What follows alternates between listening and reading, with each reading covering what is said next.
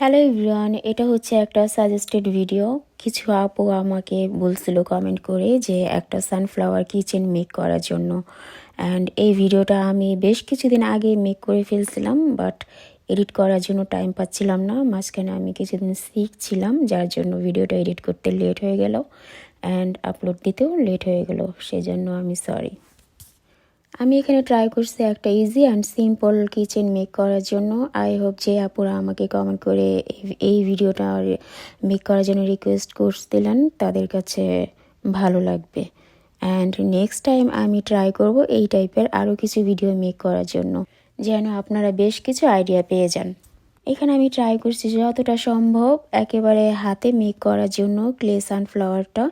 Next time আমি try করব আমার কাছে যে ফ্লাওয়ার কাটারগুলি আছে সেইগুলো ইউজ করে একটা ভিডিও মেক করার জন্য। ফ্লাওয়ার কাটারগুলি দিয়ে সানফ্লাওয়ার মেক করলে আর একটু দেখতে বেশি ভালো লাগবে। এখানে আমি ট্রাই করছি নর্মালি একটা সানফ্লাওয়ার ন্যাচারালভাবে দেখতে যেমন থাকে ঠিক তেমনভাবে মেক করার জন্য। I mean simple and easy যেন হয়, সবাই যেন মেক করতে পারে। আই হোপ যারা ক্লে সম্পর্কে নিউ তাদের জন্য ভিডিওটা হেল্পফুল হবে।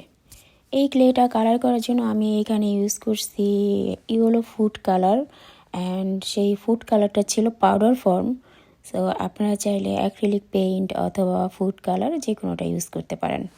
ফুড কালার লিকুইড ফর্ম যেটা সেটাও ইউজ করতে পারেন, তবে আমি অল টাইম সাজেস্ট করব যে ফুড কালারটা কোনো ড্রাই ক্লে শো পিসের উপরে অ্যাপ্লাই করবেন না, তাহলে দেখা যাবে যে ভার্নিশ করার সময় কালারটা নষ্ট হয়ে যেতে পারে, একটা কালারের উপর আরেকটা কালার ছড়িয়ে যেতে পারে।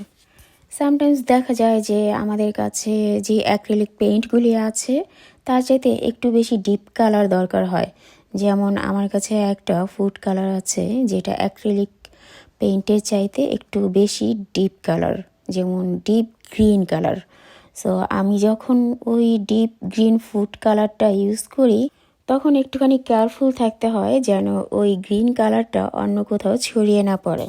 অ্যান্ড এটার জন্য একটা টিপস হচ্ছে ক্লে শোপিসটা যখন ড্রাই হয়ে যায় সম্পূর্ণভাবে, মানে ভার্নিশ করার জন্য রেডি হয়ে যায়, তখন আমি ওই গ্রিন কালারটার উপরে ফার্স্টে ভার্নিশ অ্যাপ্লাই করে নিই খুবই কেয়ারফুলভাবে, যেন অন্য কোথাও কালারটা ছড়িয়ে না পড়ে। শুধুমাত্র গ্রিন প্লেসটাতে আমি ভার্নিশ অ্যাপ্লাই করার পর ওই ভার্নিশটা যখন ড্রাই হয়ে যায় দেন পুরো শোপিসটাকে ভার্নিশ করি সেকেন্ড টাইম। তাতে হয় যে গ্রিন কালারটা ফার্স্টে যদি ভার্নিশ করে কভার করে ফেলি তাহলে আর ওটা ফেড হওয়ার কোনো চান্স থাকে না। তবে লিকুইড ফুড কালার সম্পর্কে আমার খুব একটা ধারণা নাই, কারণ আমি ক্লের জন্য লিকুইড ফুড কালারটা কখনো ইউজ করি নাই। মেবি লিকুইড ফুড কালারে কোনো প্রবলেম হয় না। আপনারা যারা লিকুইড ফুড কালার ক্লেতে অ্যাপ্লাই করছেন তারা যদি এই ব্যাপারে জেনে থাকেন তাহলে আমাকে একটু কমেন্ট করে জানাবেন যে লিকুইড ফুড কালার ড্রাই ক্লের উপর অ্যাপ্লাই করলে সেটা ফেড হয় নাকি ভার্নিশ করার সময়।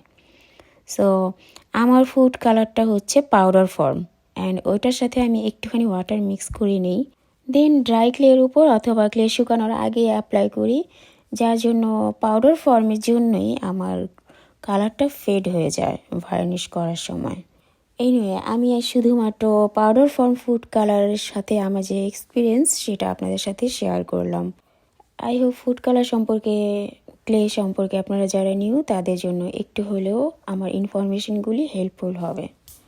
যেহেতু এখানে একটা সানফ্লাওয়ার কিচেন মেক করছি, তো এখান থেকে কোশ্চেন আসতেই পারে যে সানফ্লাওয়ার আমার খুবই ফেভারিট একটা ফ্লাওয়ার।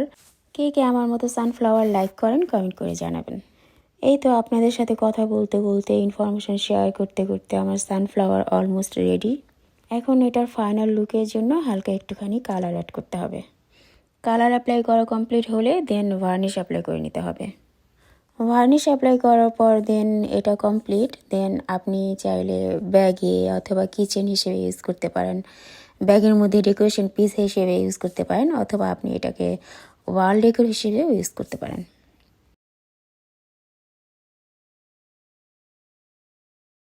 এই যে এই লুকটা হচ্ছে ভার্নিশ অ্যাপ্লাই করার পর। ভার্নিশ অ্যাপ্লাই করলে দেখতে অনেক গ্লসি হয়, এই জন্য আমার কাছে সবসময় ভালো লাগে যে প্রত্যেকটা পিস আমি ভার্নিশ করি। অ্যান্ড ভার্নিশ করাটা হচ্ছে একটা প্রোটেকশন, যেখানে ধুলো ময়লা কম লাগে অ্যান্ড লাগলেও ক্লিন করা যায় ইজিলি। তো এই ছিল আমার আজকের ভিডিও। আই হোপ ভিডিওটা আপনাদের ভালো লেগেছে, অ্যান্ড যদি ভালো লেগে থাকে তাহলে লাইক, কমেন্ট ও শেয়ার করার জন্য রিকোয়েস্ট রইল। দেখা হবে নেক্সট ভিডিওতে। সবাই ভালো থাকবেন, সুস্থ থাকবেন। Bye bye.